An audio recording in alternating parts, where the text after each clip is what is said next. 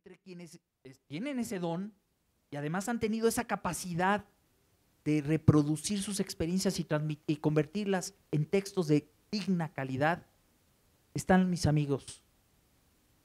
¿Quién es? Santex. Este señor, ¿quién es? Este señor, ¿quién es?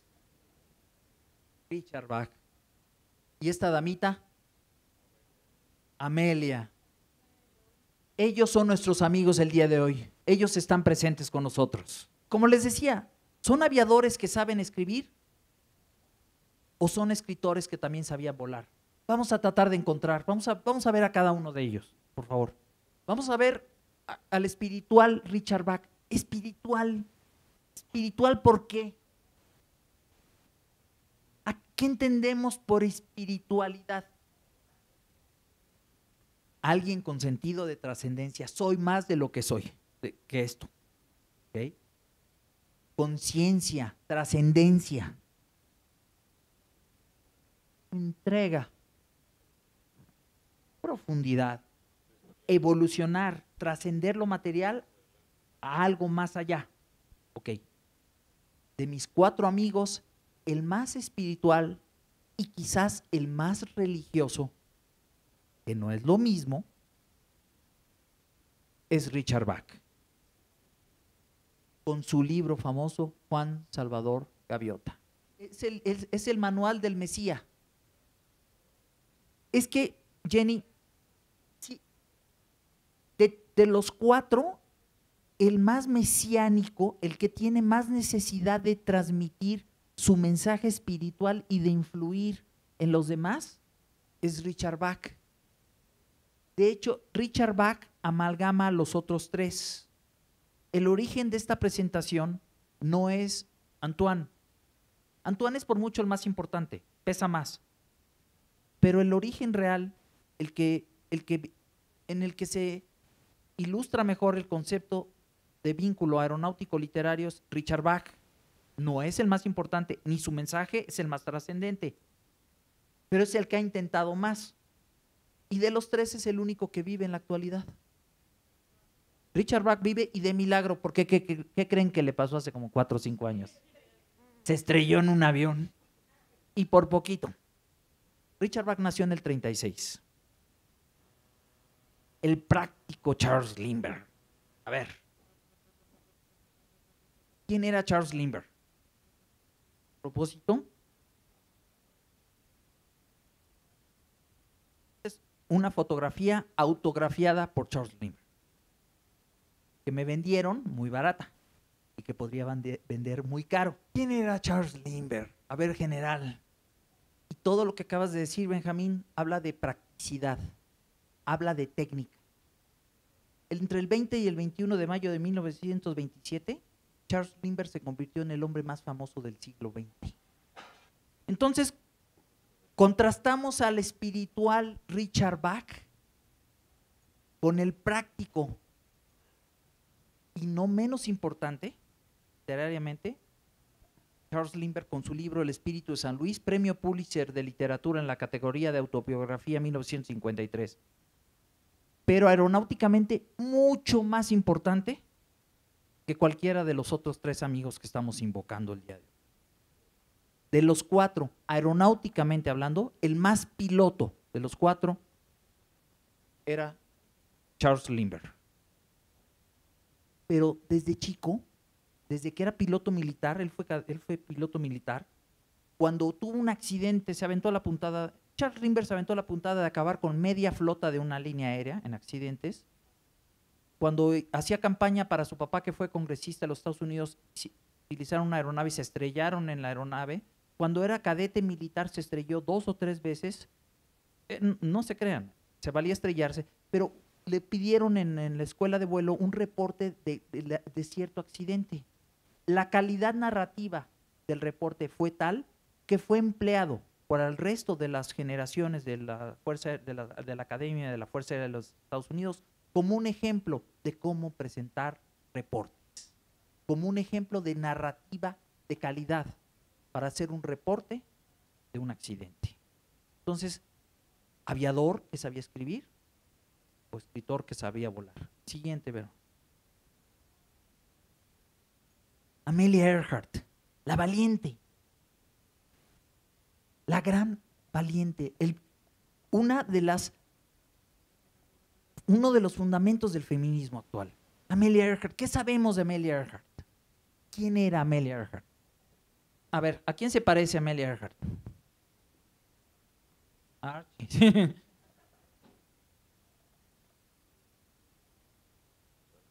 A Lindbergh. A raíz del vuelo de Lindbergh, los publicistas, que no tengo nada contra ellos, decidieron capitalizar la fama del vuelo. Como les dije, Lindbergh se convirtió en el hombre más famoso del siglo XX. Y los capitalistas, los publicistas, los empresarios, las marcas, las empresas querían capitalizar eso. ¿Y qué mejor que una mujer que emulase a Lindbergh y cruzase el Atlántico? Y resulta que se encontraron no solamente con una mujer que volaba, sino además con una mujer que se parecía físicamente a Charles Lindbergh.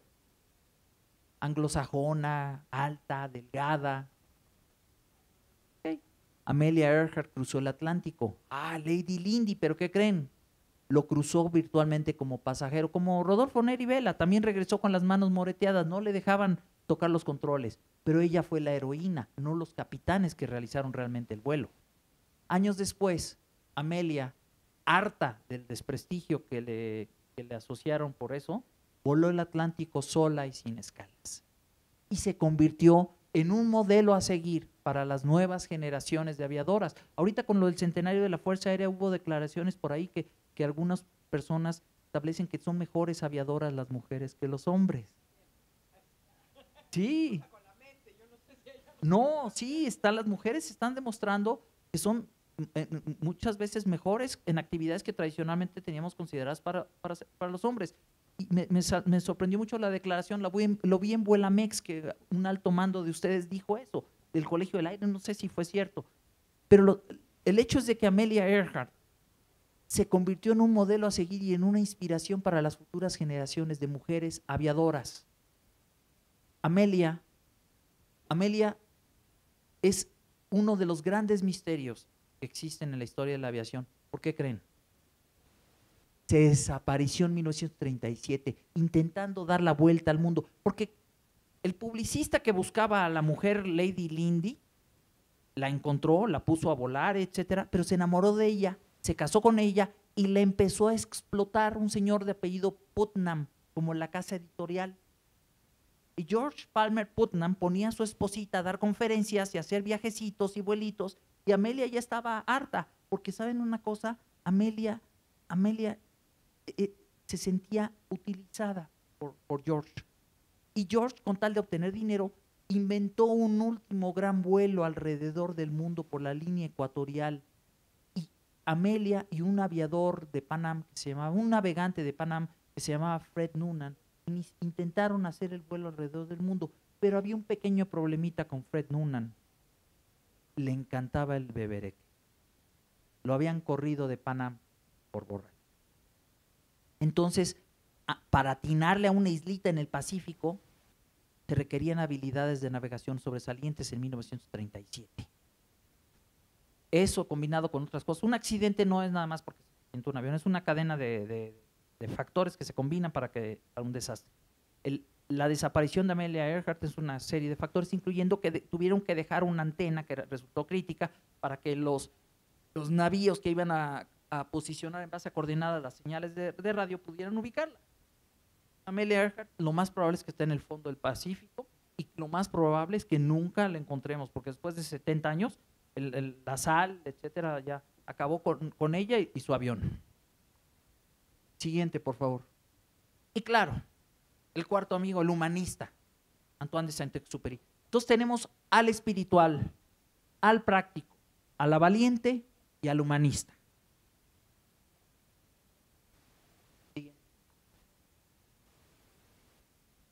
Los cuatro tímidos filósofos, ellos no querían brillar. Bueno, Richard Bach sí le gusta mucho, a Richard Bach sí le gustan mucho las cámaras. Están íntimamente relacionados entre sí, o sea, todos influyeron en el otro. ¿Cómo influyeron? ¿Qué pasaba, por ejemplo, en 1900, cuando Amelia Earhart estaba desapareciendo en 1937? ¿Qué estaba sucediendo con cada uno de ellos? Lindbergh estaba en Nueva York oponiéndose a la participación de los Estados Unidos en la Segunda Guerra Mundial, mientras que Antoine, también en Nueva York, estaba invitando al gobierno norteamericano a ayudar a los franceses y a los ingleses en la Segunda Guerra Mundial. Amelia estaba perdida en el Pacífico y Richard Bach estaba empezando a caminar. ¿Pero qué sucedió? En 1935-36, Antoine, estando en Nueva York, prologó una edición francesa de un libro escrito por la esposa de Charles Lindbergh, Anne Morrow. Y Anne Morrow prologó una edición norteamericana de un libro escrito por Antoine.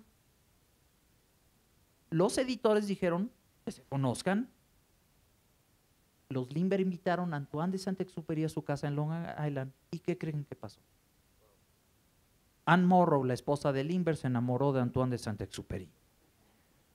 Y se enamoró perdidamente. Tanto que le dedicó y le escribió un libro completo, Steve Ascent. Tuve la oportunidad de comentar con una personita eso. Me dice, ¿es cierto que mi mamá se enamoró de Antoine de Saint-Exupéry? Dije, sí, la hija de Lindbergh. Y después con un personaje del otro lado del Atlántico, ¿es cierto que mi tío traía acá a Anne Morrow Lindbergh? Es cierto, pero mi tío no peló a Anne Morrow Lindbergh. Tu tío no le hizo caso a la esposa de Lindbergh. Decía Charles Lindbergh respecto a Saint-Exupéry, si yo fuera su gunner, ¿cómo se dice en español? El que va en la torreta atrás. Si yo fuera su artillero, me bajaría corriendo del avión, me suicidaría, por lo malo que decía Lindbergh que era de aviador Saint-Exupéry. Pero Saint-Exupéry alucinaba a Lindbergh, ese Lindbergh metódico, frío, calculador, que no era capaz de inspirar a esa musa llamada Anne Morrow. ¿Ok? Ya vieron la relación que existía entre Amelia Earhart y Lindbergh. Ellos, ahorita les voy a enseñar una foto de Amelia Earhart con Lindbergh y con Anne Morrow. Pero hay uno, como les dije, el epicentro de esta presentación es Richard Bach. Richard Bach, en un libro que se llama El don de volar, a los lectores nos empieza a invitar a seguir, a cuidar, a valorar a algunos de sus amigos. ¿Quiénes son esos amigos? Lindbergh y Saint-Exupéry. Ellos estaban íntimamente relacionados. Siguiente, por favor. Ellos trascendieron, ellos tuvieron la sensibilidad de maravillarse. Una persona tan, miren, decía la suegra de Lindbergh que si Lindbergh no hubiera cruzado el Atlántico hubiera acabado de despachador de una gasolinera o de mecánico de un taller. No. Lindbergh tenía la sensibilidad como para maravillarse de las cosas que normalmente no nos maravillamos, al grado que les voy a decir una cosa, la ballena gris, ustedes saben que México protege a la ballena gris en la laguna de San Ignacio, ¿no? En Baja California. Y fue en la época de Gustavo Díaz Ordaz que el gobierno mexicano finalmente decidió proteger a la ballena gris. Quien convenció a Gustavo Díaz Ordaz de proteger a la ballena gris fue Charles Lindbergh. Lindbergh tenía la capacidad de ver las cosas un poquito más allá. Y desde que era aviador, desde que escribió ese libro Espíritu de San Luis, que como les he compartido es un libro premio Pulitzer, él empezó a ver la fragilidad del mundo ante el desarrollo de la civilización y se preguntaba, ¿acaso la civilización es progreso? Dijo, si a mí me das a escoger entre las aves y los aviones, yo prefiero a las aves. Y eso que estamos hablando de un hombre que cuando le secuestraron y le mataron al hijo no fue capaz de derramar una lágrima. Pero tuvo la sensibilidad de poder ver más allá de la ventanilla de su cabina lo que quiero transmitirles que vean. Los cuatro lo hicieron. Siguiente, Vero, por favor. Porque en nuestra familia la experiencia no termina hasta que es puesta en blanco y negro y compartida. Anne Morrow Lindbergh. Yo puedo como aviador tener muchas experiencias. Yo como ser humano puedo tener muchas experiencias, pero si no las comparto, me las llevo a la tumba. y la experiencia no concluye. Es más, mi experiencia, mi amor por la literatura aeronáutica concluye con este tipo de presentaciones. ¿Por qué creen que lo hago? ¿Por qué creen que me gusta hablar de aviones? ¿Por qué creen que me gusta escribir de aviones y mostrar mis coleccionables? No por lo mucho o poco que gano, no, porque si no lo hago, la experiencia se queda incompleta, es vana.